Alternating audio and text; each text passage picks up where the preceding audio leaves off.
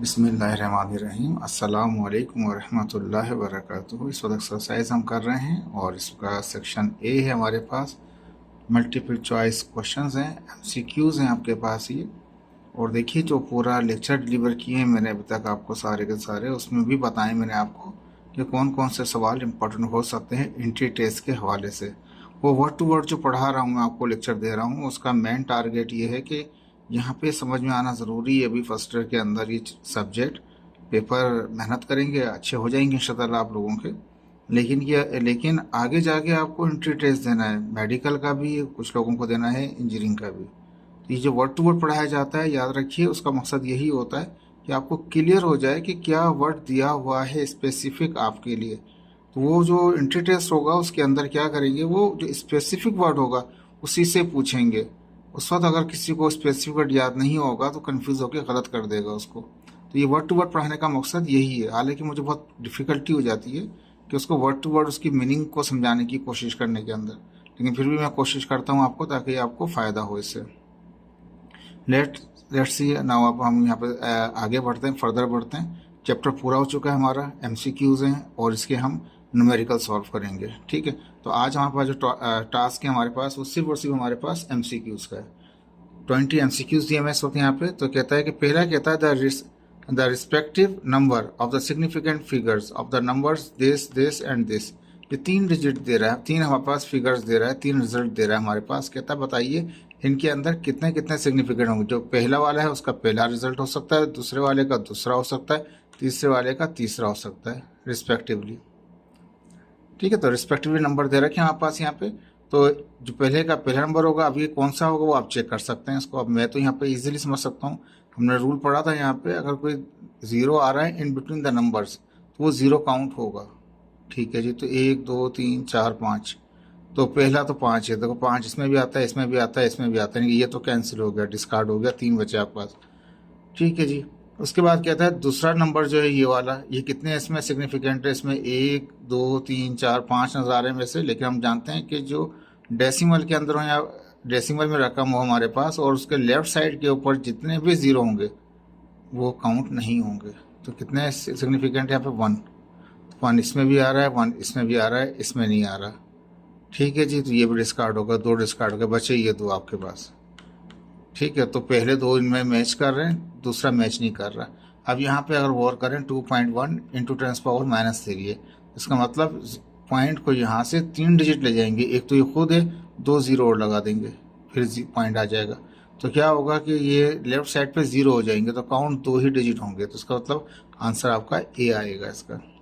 देखिए मैंने आपके लिए जो सॉल्व करने की चीज़ें हैं मैंने सॉल्व करके भी रखी हैं। तो आंसर इसका पहला क्या है, वो ए है हमारे पास। लेकिन मैंने किस तरह सॉल्व किया वो भी आपको दिखाता हूँ। देखिए यहाँ पे हमारे पास दे रखा था 23 पॉइंट, जो सवाल था मैंने सवाल में से लिख दिया ये यहाँ पे। ठीक है, यही था सवाल हमारे पास, 23.023 था। तो 23.023 है दूसरा फिगर, तीसरा। देखें इसमें तो मैंने काउंट कर लिया कि 0 इन बिटवीन है, तो 0 काउंट होगा। तो 1 2 3 4 5 सिग्निफिकेंट आ गए।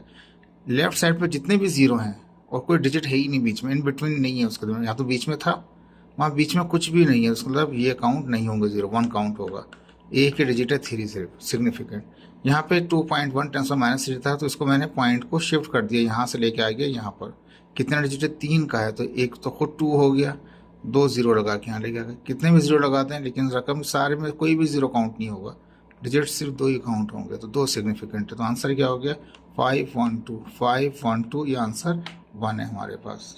देखें 512, और मैंने भी वहाँ पे जो आंसर दिया है आपका की के अंदर जहाँ पे, तो पहले का आंसर ए। ठीक है, ये आंसर दे रखे हैं 1 से लेकर 10 तक के नीचे लेके आ गया हूँ। ठीक है, फिर यहाँ पे दोबारा शुरू किए 11 से लेके नीचे 20 तक है हमारे पास।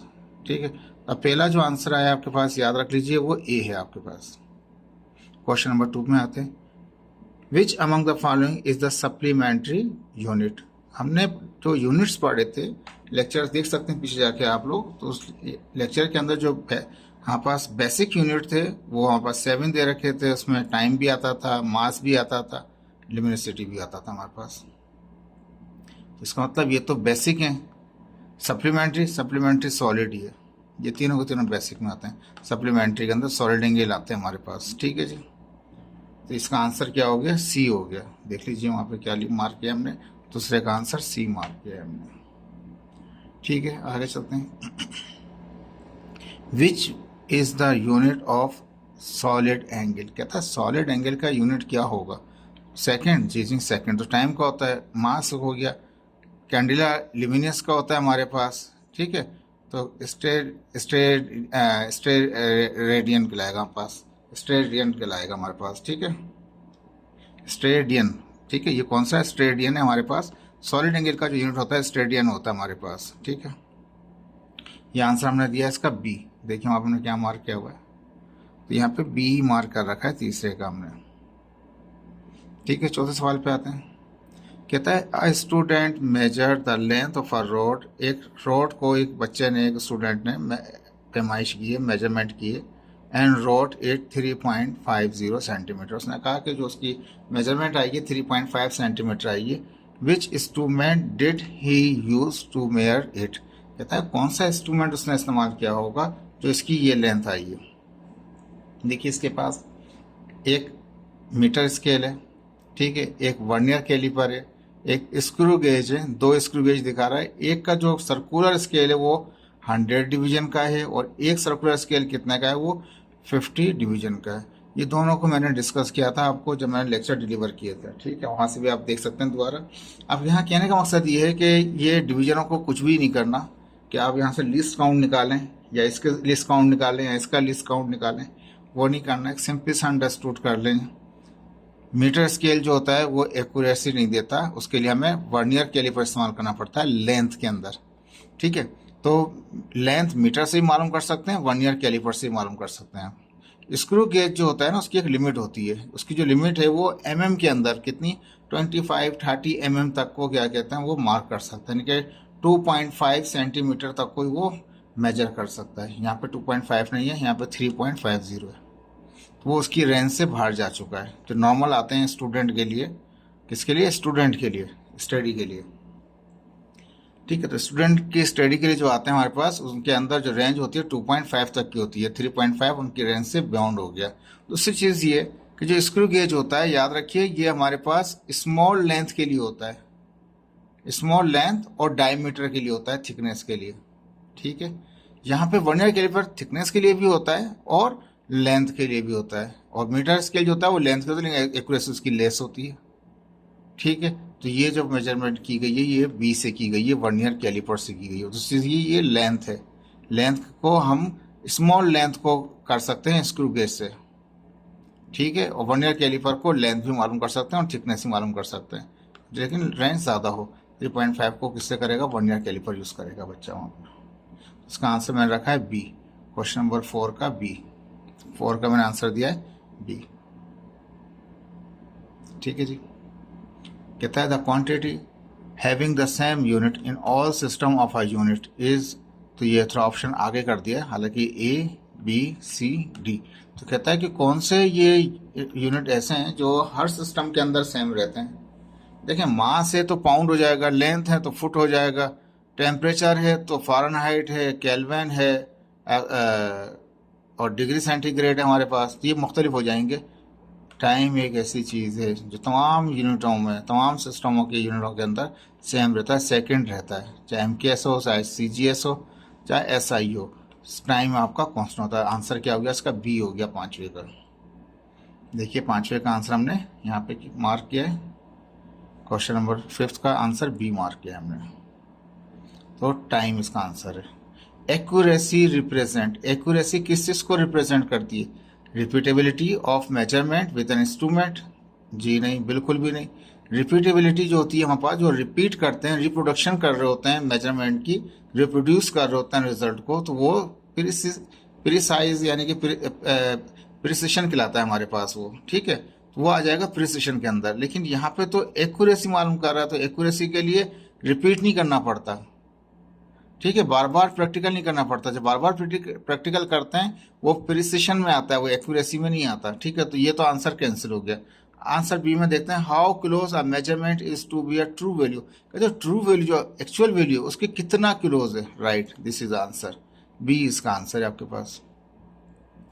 An ideal number of measurement to make, कोई आइडियल नंबर बना लें आप, आइडियल नंबर नहीं, क्लोजनेस होती है उसकी। How poorly an instrument is operating, कितना गंदा है इंस्ट्रूमेंट काम कर रहा है, नहीं जनाब ये नहीं है, आंसर बी।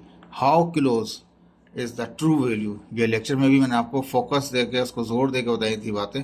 छठा, ठीक है, 6 का जो आंसर है वो बी है हमारे पास। अब इसके बाद आते हैं 7 के अंदर, कहता है ये डायमेंशन आ गया हमारे पास एल स्क्वायर, तो एल का मतलब होता है मीटर स्क्वायर। अब मीटर स्क्वायर किस में, ये केजी स्क्वायर तो नहीं हो सकता, मीटर स्क्वायर सीधे मीटर स्क्वायर आ रहा है हमारे पास। लेंथ को मीटर में रखते हैं, मास में नहीं रखते, टाइम स्क्वायर में नहीं रखते ना, एनर्जी में रखते हैं, किस में रखते हैं उसको, मीटर स्क्वायर। मीटर लेंथ का मतलब ही मीटर होता है, एम स्क्वायर। सी आंसर है इसका 7वें का। देखिए 7वें का आंसर हमने सी ही रखा है यहाँ पे, ठीक है। इसके बाद 8वें में आते हैं, the scientific principle involve in a production of ultra high magnetic field. अब याद कीजिए मैंने आपको सुपर कंडक्टिविटी पढ़ाया था, जिसके अंदर जब वो इतना कूल कर दिया कंडक्टर को, उसके बाद जो इलेक्ट्रिसिटी पास की, उसने जो प्रोडक्शन की थी वो अल्ट्रा हाई मैग्नेटिक फील्ड की थी। और याद होगा उसमें एक मेटल रखा था जो स्पिन कर रहा था, घूम रहा था हवा के अंदर, जिसको मैंने कहा था ये जादू नहीं है, ये रियलिटी है, ठीक है। तो साइंस ये पता चुका था आपको लेक्चर के अंदर। तो कहता है साइंटिफिक प्रिंसिपल ऐसा जिसमें प्रोडक्शन हो जाए अल्ट्रा हाई मैग्नेटिक की, वो तुम्हारे पास होता है सुपर कंडक्टिविटी होता है। फोटो इलेक्ट्रिक इफेक्ट नहीं होता, ना डिजिटल लॉजिक्स होते हैं, ना गेट्स वगैरह होते हैं, ना कोई लाइट का इफेक्ट होता है, और ना ही कोई थर्मोडायनामिक्स होती है। सिंपल सुपर कंडक्टिविटी होती है, ये मैंने आपको पढ़ाया था वहाँ पे। लेक्चर प्रीवियस चेक कीजिए आप। रैंडम एरर कैन भी, ठीक है, तो मैंने ये आंसर को चेक नहीं किया, ये आंसर मैंने कौन सा रखा है, ये ए रखा है 8वें का। देखिए वहाँ मैंने 8वें का ए ही लिखा है मैंने, ठीक है जी। अब आते हैं हम 9th के ऊपर। Random error can be eliminated, कहते हैं रैंडम एरर को ख़त्म करने का तरीकाकार क्या है, एलिमिनेट करना, निकालना। Taking number of observation and there mean, right answer is ए। हम क्या करते हैं वहाँ पे, बार बार एरर को ख़त्म करने के लिए, रैंडम एरर को ख़त्म करने के लिए, क्योंकि जो स्टार्टिंग वैल्यूज होती हैं वो रैंडमली आती हैं, तो उनको जब तक हम उनको बार बार रिपीट नहीं करेंगे, उनका मीन नहीं निकालेंगे, तो उनके एरर एलिमिनेट नहीं कर सकते। तो ये ए आंसर है इसका 9th का, ठीक है। तो बी को चेक कर लेते हैं। Measuring the quantity of with more than one instrument, कहता है कि मेजरमेंट करें क्वांटिटी की एक से ज़्यादा इंस्ट्रूमेंट से, पॉसिबिलिटी है, लेकिन this is not the right best answer. Best answer is ए, ठीक है। चेक बार बार चेंज करके भी आप कर सकते हैं, लेकिन not a best answer. Best answer आपका कौन सा होगा, taking a number of observation in their mean, ठीक है। एलिमिनेटिंग द केस, केस को ख़त्म कर दें, पुलिस वाले को ही है जो केस ही ख़त्म कर दें, अजीब सी बात कह दी। Eliminating the case, sorry eliminating the causes, sorry case के पढ़ दिया इसको। एलिमिनेटिंग द काजेज, जो काजेज जो वजूहात हैं उसी को ही ख़त्म कर दें। वजूहात ऐसे ख़त्म नहीं होती, वो एरर है, एरर ख़त्म। ये वजूहात से मुराद जो है हम कैलिब्रेशन कर सकते हैं, वहाँ कह सकते हैं, लेकिन बेस्ट आंसर नहीं है ये आपका। केयरफुल ऑब्जर्वेशन, तो केयरफुली ऑब्जर्वेशन ही कर रहे होते हैं, वो भी एक आंसर हो सकता है, लेकिन ये तीनों के तीनों जो हैं वो बेस्ट आंसर नहीं है आपके। बेस्ट आंसर क्या है, can taking number of observation and there mean. ये आंसर एक लिहाज से हो सकते थे, लेकिन ये इसलिए बेस्ट नहीं गिराएंगे कि यही इसकी डेफिनेशन आती है रैंडम एरर की।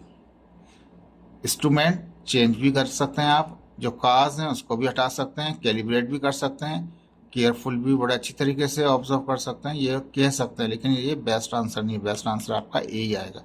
9 का मैंने ए रखा है, ठीक है जी।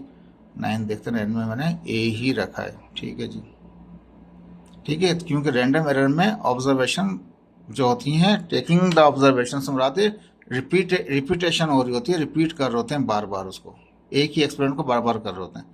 कहता है zero error is an instrument is, zero error किस में था, हमने पहले पढ़ा था लेक्चर में, वो सिमेट्रिक सिस्टमैटिक एरर के अंदर था हमारे पास। रैंडम एरर में था या लिस्ट में, इसमें किसी में नहीं था, वो सिस्टमैटिक एरर में था हमारे पास। तो आंसर इसका 10 का भी ए आएगा। 10 का आंसर ए है हमारे पास, ठीक है। सिस्टमैटिक एरर होता है, जीरो एरर जो होता है वो सिस्टम की वजह से आ रहा होता है एरर, इसलिए उसको सिस्टमैटिक एरर भी कहते हैं। सिस्टमैटिक एरर कैन बी, क्या हो सकता है, इधर पॉजिटिव और निगेटिव। बिल्कुल राइट आंसर है पहला वाला, कि वो पॉजिटिव भी हो सकता है, निगेटिव हो सकता है। कहता है पॉजिटिव ओनली, ओनली पॉजिटिव नहीं होता, दोनों ही होते हैं। निगेटिव ओनली, ये भी हो सकता है। जीरो एरर, बात ही अजीब कर दी जी, नहीं। पॉजिटिव एंड निगेटिव इधर कोई सा भी हो सकता है। तो 11वें का आंसर मैंने रखा है यहाँ पे 11। तो हमारे पास जो आंसर हमने बना रखे हैं आपके लिए, देखिए थोड़ा सा ये मूव हो गया, तो उसका आंसर हमने जो रखा था वो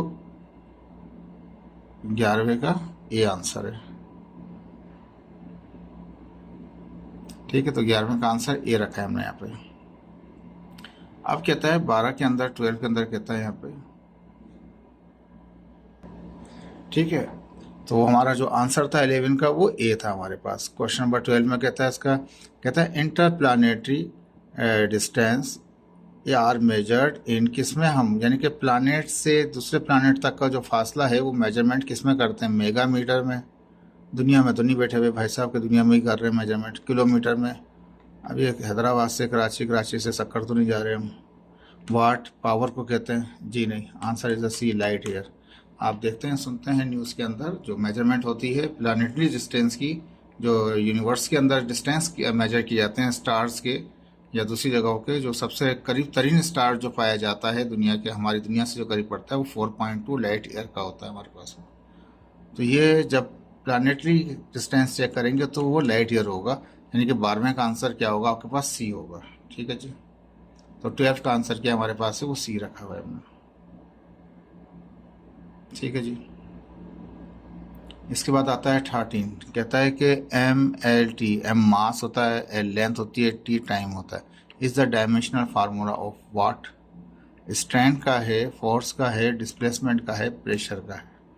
देखें, स्ट्रेन का डायमेंशन होती ही नहीं है, स्ट्रेन की जो वैल्यू होती है इट शुड बी 1, वो 1 ही होती है। तो याद रखिए कि स्ट्रेन जो है ये आपका इंजीनियरिंग मेडिकल में कहीं पर भी आ सकता है, ये क्वेश्चन ही वाला, तो कि स्ट्रेन की जो डायमेंशन है डायमेंशन लेस है। तो एक्चुअली ये डायमेंशन लेस होता है, इसमें डायमेंशन होती ही नहीं है।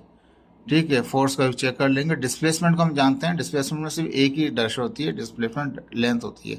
यहाँ पे मास भी है, लेंथ भी है, टाइम भी है, तो ए भी कैंसिल हो गया, सी भी कैंसिल। प्रेशर जो है फोर्स पर यूनिट एरिया होता है। ठीक है, और फोर्स यहाँ पे सिंपल फोर्स दे रहा है, हमने जो सॉल्व किया वो आप देख लीजिए उसको। ठीक है, मैं अब यहाँ नीचे चलूँगा अपना जो मैंने सॉल्व किया आपको इसके लिए।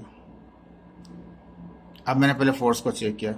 ठीक है, फोर्स क्या होता है, F is equal to m a, m is mass, a is acceleration, metre पर सेकंड, उसका मीटर में एल हो जाएगा और सेकंड के लिए सेकंड टाइम स्क्वायर हो जाएगा। ये टी ऊपर से आएगा तो माइनस का टी हो जाएगा, एम एल टी माइनस 2। ठीक है, वहाँ चेक करते हैं उसमें क्या दिया हुआ था ऑप्शन हमारे पास। तो M L T power minus 2 का बी आंसर बनेगा, फोर्स आएगा उसका आंसर। हमने भी यहाँ पे जो आंसर देख दिए मैं, ठीक है, आंसर हमने बी दिया हुआ है। और क्वेश्चन नंबर 13 है, 13 का यहाँ चेक कर सकते हैं, 13 का आंसर बी मार्क किया हुआ है जो शीट में हमने मार्क किया है। ठीक है, तो ये फोर्स का यूनिट बना। प्रेशर का चेक करेंगे तो प्रेशर होता है force per unit area.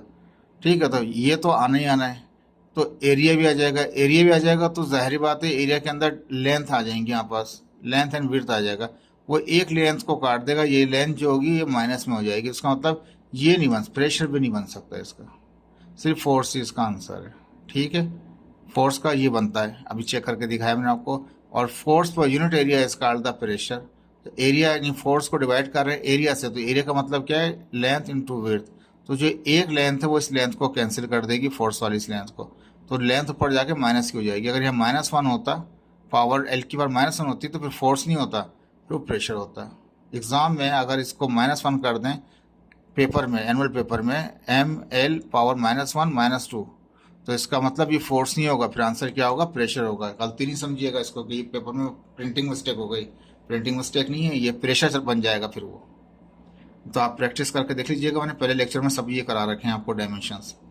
Which of the following pair has the same dimensions, कहता है कौन कौन से पेयरों की डायमेंशन सेम है। मोमेंट ऑफ इनर्शिया की टॉर्क के साथ चेक करेंगे, सरफेस टेंशन की फोर्स के साथ, इम्पल्स की मोमेंटम के साथ, स्पेसिफिक हीट की लेटेंट हीट के साथ। ये चारों मैंने सॉल्व किए हैं, मैं आपको दिखाता हूँ किस तरीके से वो।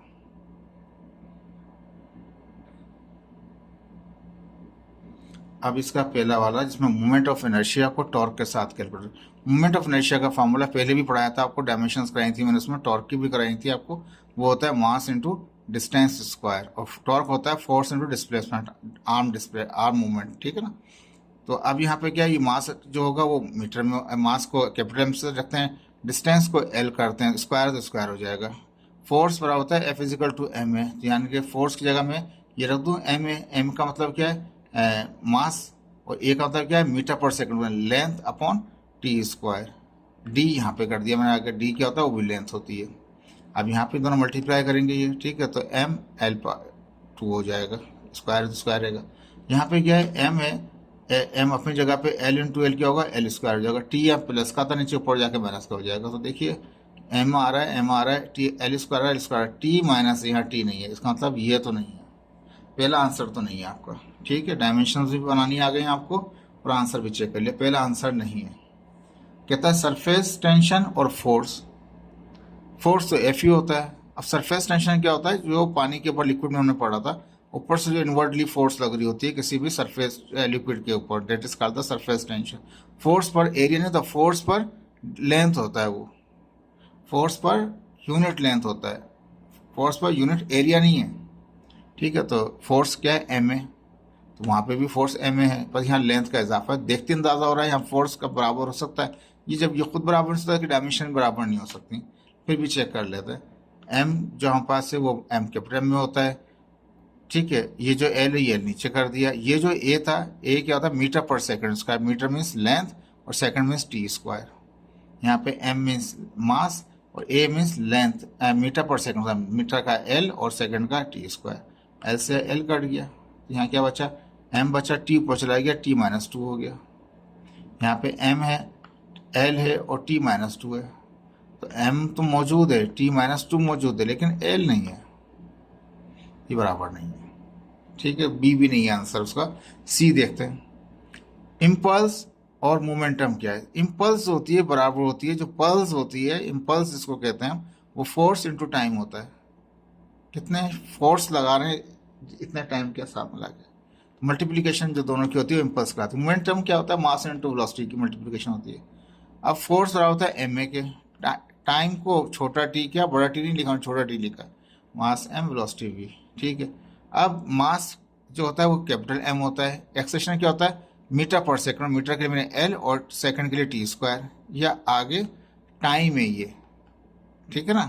तो यहाँ पे भी टाइम था, तो ये ऐसा नहीं कि इसको छोटा टी लिख देंगे, ये भी टाइम है, तो ये नीचे ये भी टाइम है, मीटर पर सेकंड स्क्वायर, टाइम को बड़ा टी लिख सकते हैं। ये मैंने फार्मूले की वजह से लिखा था, लेकिन ये एक्स में डायमेंशन में टाइम को कैपिटल टी यानी मीटर पर सेकंड स्क्वायर, तो ये भी टाइम ही होता है, ठीक है। यहाँ पे क्या मास अपनी जगह, और वेलोसिटी क्या मीटर पर सेकंड, मीटर पर सेकंड वेलोसिटी है ना, तो लेंथ इनटू टाइम आ गया। यहाँ से टी ने टी स्क्वायर को काट दिया, ठीक है जी। तो वहाँ पे क्या हुआ, एम एल, ये टी एक बचा था, ये ऊपर गया तो माइनस का हो गया, एम एल, ये टी प्लस का था ऊपर गया तो माइनस का हो गया, जैसा ये प्लस का बचा तो ऊपर देखें एम एल टी -1 इक्वल, यानी कि आंसर क्या होगा, इसका आंसर कहलाएगा आपका सी कहलाएगा इसका आंसर।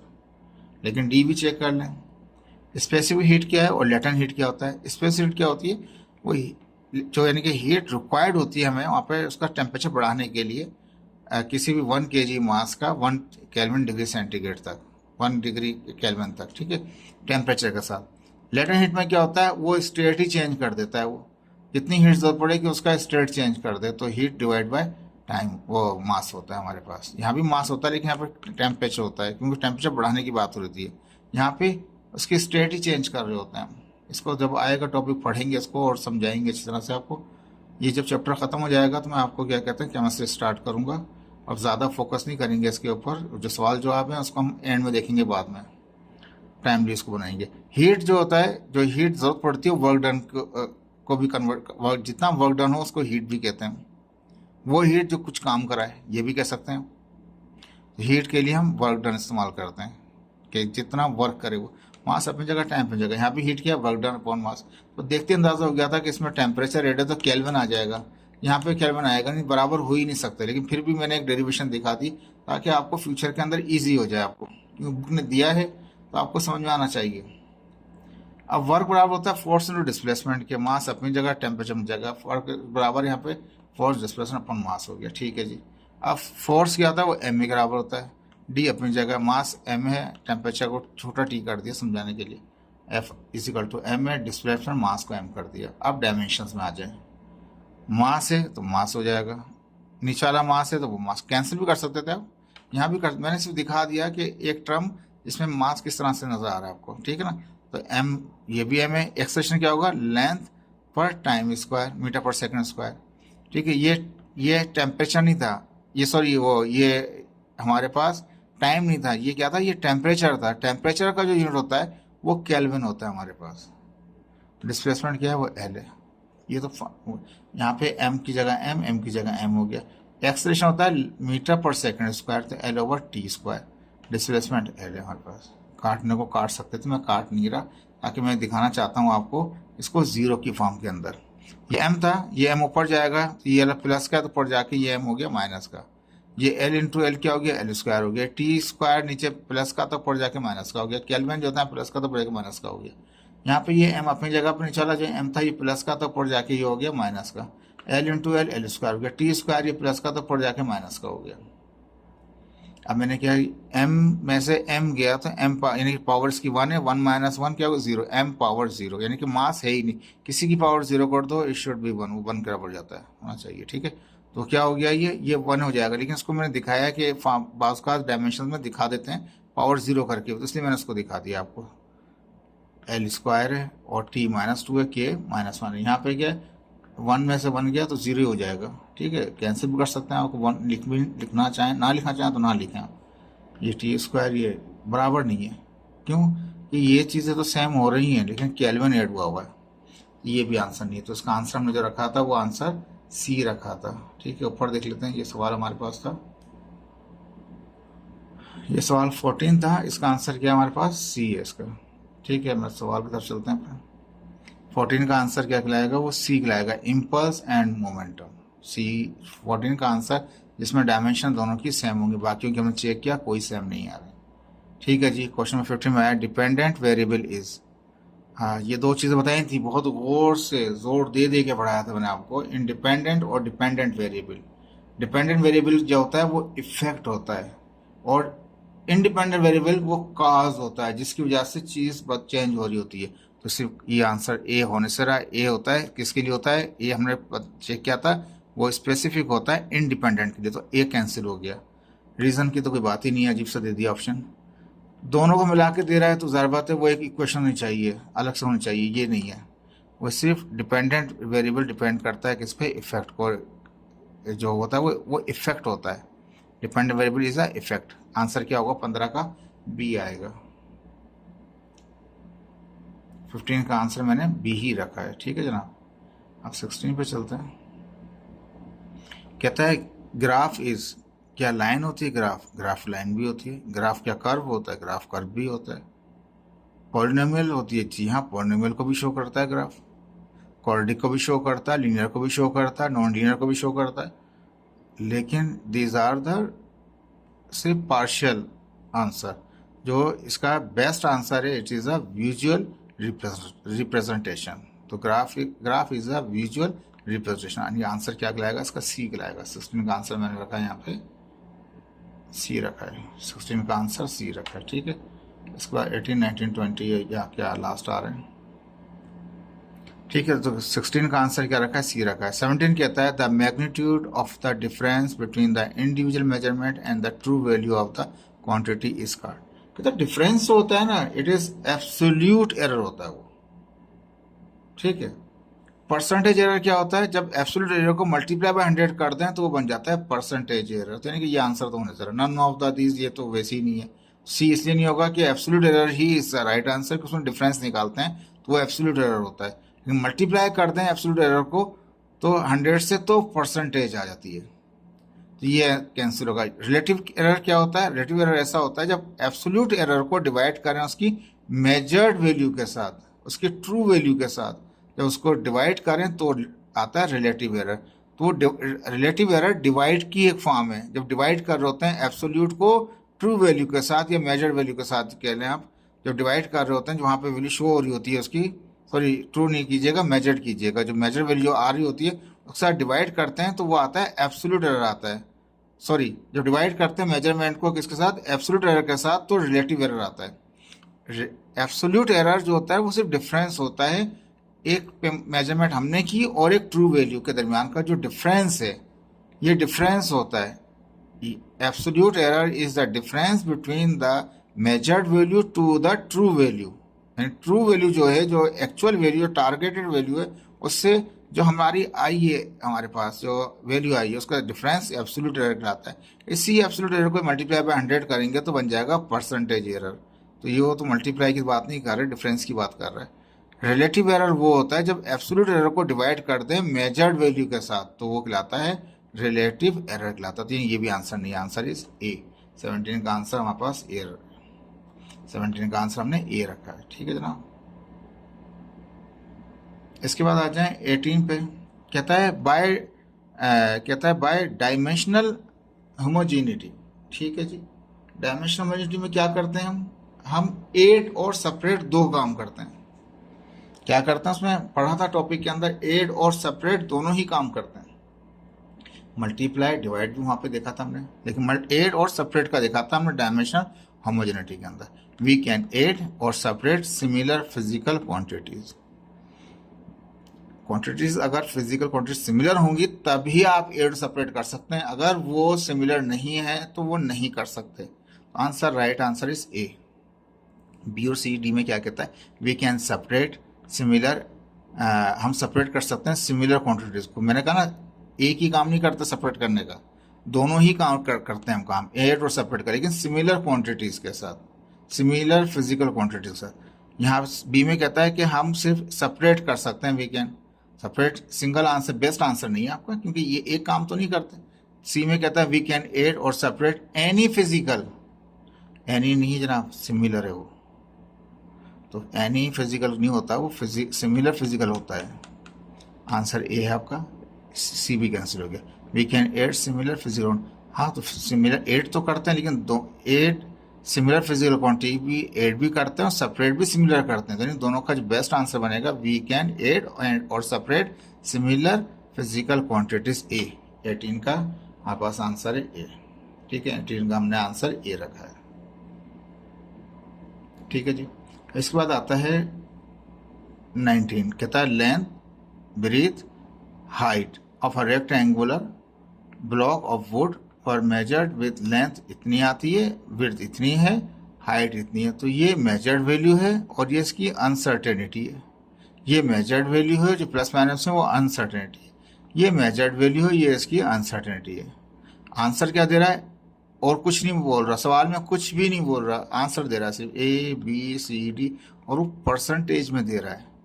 तो जाहिर बात है ये परसेंटेज में हम लिखते हैं, हमने बहुत सारे मैंने आपको एग्जाम्पल्स कराए थे वहाँ पे वॉल्यूम वाले, तो वो हम वो अनसर्टेनिटी में की ही परसेंटेज लिखते हैं, और वो देखें ये पॉइंट के अंदर है। ठीक है, ये वैल्यूज़ जो मेजर्ड वैल्यूज़ हैं ये बड़ी हैं।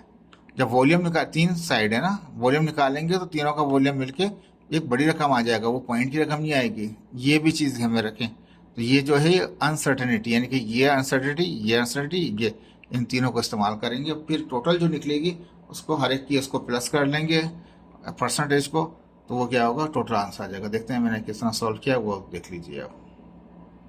इसके बाद एक बचा है और फिर आपका ख़त्म हो जाएगा।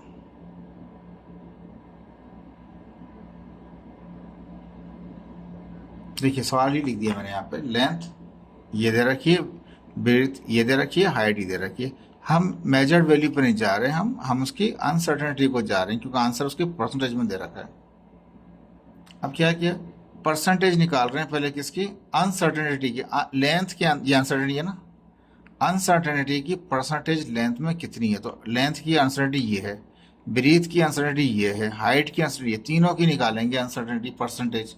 परसेंटेज निकाल रहे हैं तो मल्टीप्लाई बाय 100 हो रहा होगा सबके अंदर। ठीक है जी, मैंने क्या किया, लेंथ, इसमें क्या करते हैं, जो ये अनसर्टेनिटी होती है इसको डिवाइड करते हैं इसकी मेजर्ड वैल्यू से और मल्टीप्लाई बाय 100 कर देते हैं, तो लेंथ की अनसर्टेनिटी निकल आती है, क्योंकि यही तो है अनसर्टेनिटी, कितनी वेरिंग है प्लस माइनस के अंदर।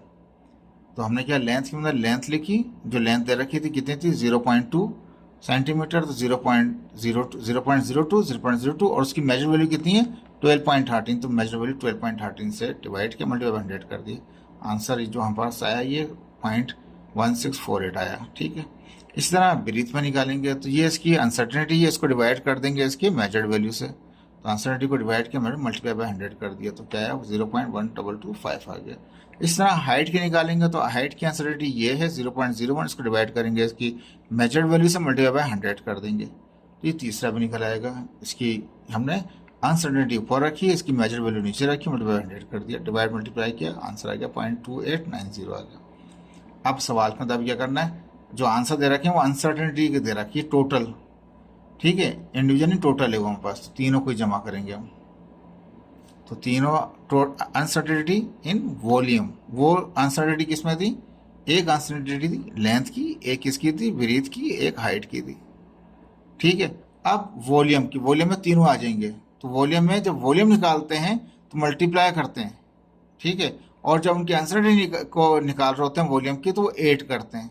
ये प्रॉब्लम में भी करवाया है मैंने आपको। ठीक है, तो अनसर्टेनिटी इन वॉल्यूम में क्या है, परसेंटेज जो है अनसर्टेनिटी की लेंथ की प्लस कर दिया परसेंटेज अनसर्टेनिटी ब्रीथ की प्लस कर दिया अनसर्टेनिटी ऑफ हाइट की, तीनों को प्लस कर दिया, तीनों को प्लस किया मैंने, तो ये 4 डिजिट में रख रखे तो मैंने 4 डिजिट आ गए। ठीक है, अब मैं राउंड ऑफ क्यों कर रहा हूँ, तो अब जरा वापस चलते हैं पीछे। अब यहाँ देखिए ट्रू वैल्यू जो थी, इसकी जो मेजर्ड वैल्यू थी वो कितने डिजिट थे, 1 2 3 4, 4 सिग्निफिकेंट, यहाँ कितने 1 2 3, 3 सिग्निफिकेंट, यहाँ कितने 1 2 3, 3 सिग्निफिकेंट, और ये तो 3 3 ही है। तो हम जो आंसर देंगे देखो इनकी भी 3 3 है और एक में बस ये 4 है, तो हमने रूल पढ़ा था वहाँ पे हम लीस्ट रखते हैं डिजिट, तो हम ये कितने, ये 4 डिजिट आ रहे हैं सिग्निफिकेंट, तो 4 नहीं हम कितना रखना चाहिए, हमें 3 रख सकते हैं वहाँ पे। ठीक है, लेकिन हमने क्या किया, इसको कट किया वहाँ पे और हमने इसको इस्तेमाल किया अपने, इसको हमने 7 था इसको 8 कर दिया, तो आंसर हमारा जो चला गया कहाँ चला गया, वो आ गया बी के ऊपर। तो देखें यह है 0.57 समथिंग आ रहा था, वो 8 8 है, ये 7 8 है, ये 6 8 है, तो ये नियरिंग ये आंसर है हमारा, हमने इसको एडअप कर लिया। ठीक है जी, 3 ही रखे, 2 ही रख रखे हैं यहाँ पे डिजिट के हिसाब से, हमने 3 करना चाह रहे थे, बाद में मैंने 2 ही कर दिए थे उसको वहाँ पे। ठीक है जी, होपफुल कि आपको ये समझ में आया होगा किस तरह से, यानी क्या करेंगे इसको, ये तो मैंने सॉल्व कराया है, जब ये एमसीक्यूज होगा इतना लंबे पेपर में तो कोई भी नहीं करेगा। शॉर्ट ट्रिक ये है कि जो अनसर्टेनिटी होती है उसको डिवाइड करें उसकी मेजर्ड वैल्यू से, मल्टीप्लाई बाय 100 कर दें, ये एक आंसर आ गया। इसी तरह से ये जो हमारे पास अनसर्टेनिटी है इसको डिवाइड करें इसकी मेजर्ड वैल्यू से, मल्टीप्लाई बाय 100 कर दें। ये जो अनसर्टेनिटी है इसकी वैल्यू को डिवाइड करें इसकी मेजर्ड वैल्यू से, मल्टीप्लाई बाय 100 करें, तीनों को जमा कर लें, वो ये आ रहा होगा, इसके करीब तो नहीं आ रहा होगा, वो आपका आंसर होगा। इतना पेपर और कोई भी नहीं करेगा, समझाने के लिए कराया है मैंने आपको। कहता है यहाँ पे डायमेंशंस किसकी of kinetic energy is the same as that of kinetic energy की, काइनेटिक एनर्जी होता है K E is equal to half M V square, तो एम वी स्क्वायर, यहाँ एक्सेलरेशन है, वेलोसिटी है, फोर्स है और वर्क है। एक हम पहले भी करा चुका हूँ, को डायमेंशन एनर्जी की वो जो होता है रिलेटेड वर्क के साथ होता है। देखिए यहाँ पे मैंने क्या किया, ये मैंने यहाँ पे सॉल्व किया ही नहीं आपको।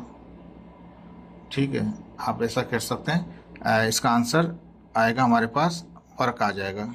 ठीक है, वर्क का भी यूनिट क्या होता है हमारे पास, वो भी जॉल हो जाता है।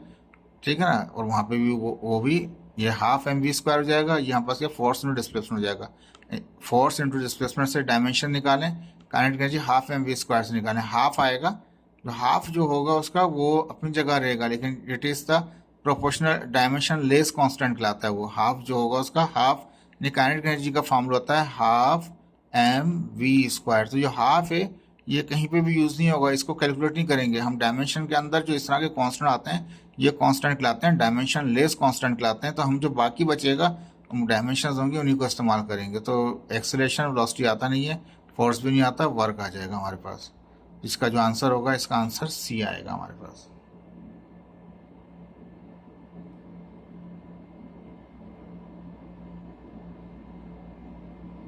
देखिए वर्क के इनके सबके मैंने पहले भी करवाए थे आपको, आप चेक करिएगा, ये सी है। ठीक है, ये एक शॉर्ट हो गया हमारे पास, सारे मैंने लिखे रख लिए थे अपने पास। ये आंसर हैं आपकी, आंसर की है आपकी क्वेश्चन नंबर 1 से लेके क्वेश्चन नंबर 20 तक की। होपफुल कि आपको समझ में आया होगा एमसीक्यूज का इस सेक्शन। और इसके बाद नेक्स्ट लेक्चर जो आएगा इसकी प्रॉब्लम्स का आएगा, कोशिश करेंगे उसको एक ही लेक्चर के अंदर फिनिश कर दें। और इसकी प्रैक्टिस कीजिए, पढ़िए, मेहनत कीजिए। एक चैप्टर आपको हो गया, बहुत लंबा चैप्टर था, 44 पेज का था। और अभी इसके अंदर जो सवालात जो दे रखे हैं वो एक अलग कहानी है आपके लिए, तो वो देखेंगे, जैसा टाइम मिलेगा तो उसको बनाएंगे। लेकिन मैं स्विच करूँगा प्रॉब्लम उठाने के बाद सीधा केमिस्ट्री फर्स्ट ईयर के ऊपर, ताकि उसका एक चैप्टर करा के फिर वापस आएंगे सब देखने के लिए। ओके, होपफुल कि आपको समझ में आ रहा होगा। अल्लाह हाफिज़।